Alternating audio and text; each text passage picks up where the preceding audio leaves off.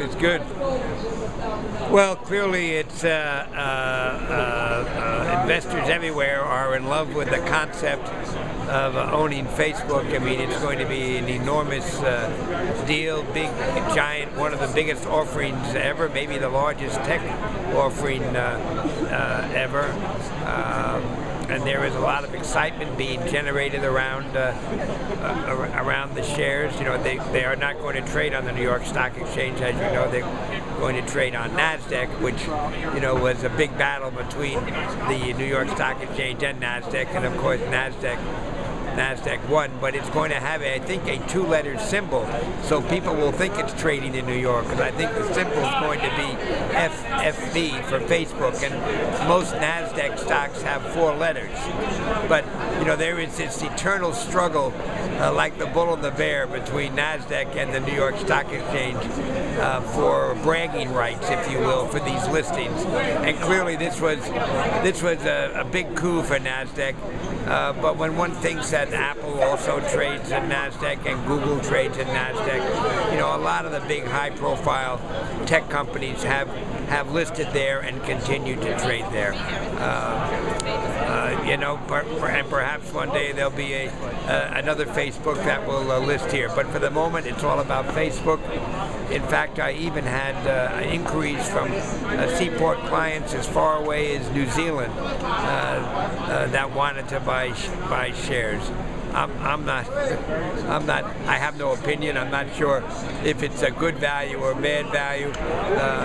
I've been doing this a long time, and I tend to not get excited when there's so much hype about a particular company or a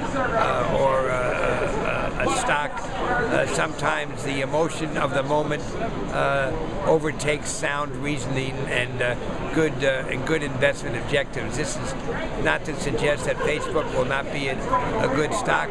Nobody knows, but clearly the demand and the excitement about the shares perhaps is a little exaggerated. Only, of course, time will tell. But are you a buyer?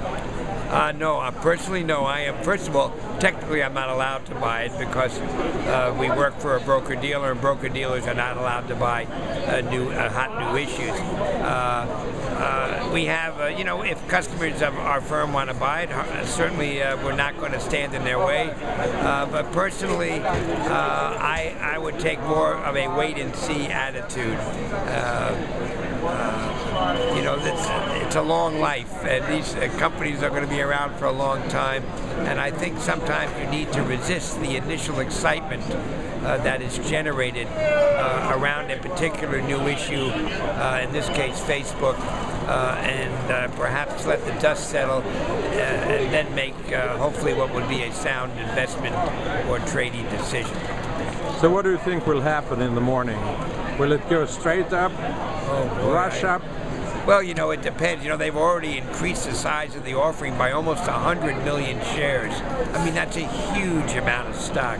And obviously, stocks go up and down based on supply and demand. And if the more supply, even though there is demand, you know, there's a tendency to dampen the premium that perhaps will exist.